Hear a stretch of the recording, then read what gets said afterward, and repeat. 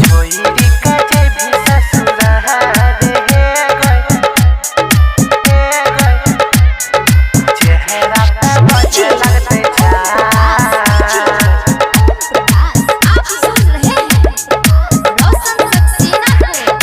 छोरी कजे भी ससुराल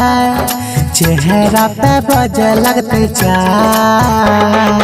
छोरी कजे भी ससुराल रे गए चेहरा पे बजे लगते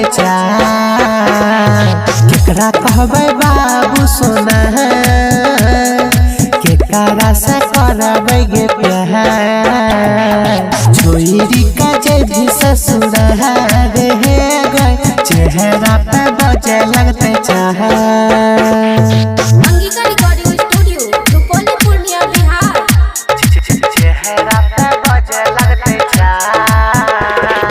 डीजे ओम प्रकाश चेहरा पे बजे लगते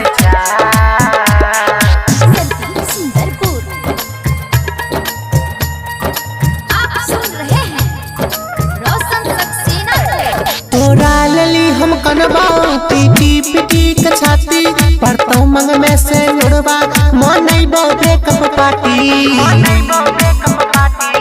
गे जान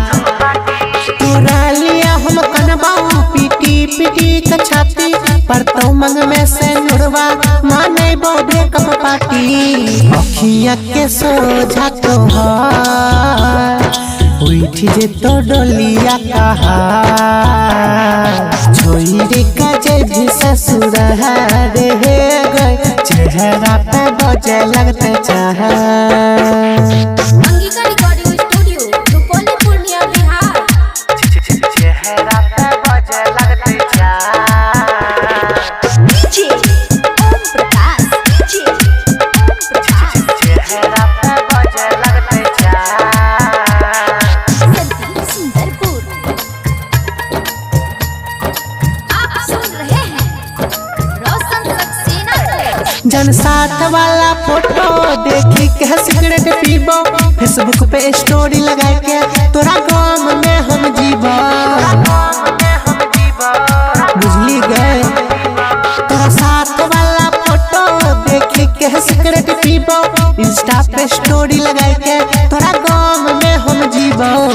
राइटर राहुल रोशन के भूली गेली जानू तो गे प्यार छोरी कजे भी ससुराल रे गए चेहरा पे बजे लगते केकरा कहबे बाबू सोना केकरा से करबै गे प्यार छोरी कजे भी ससुराल रे गए चेहरा पे बजे लगते चेहरा पे बजे लगते SRS एंटरटेनमेंट प्रेजेंट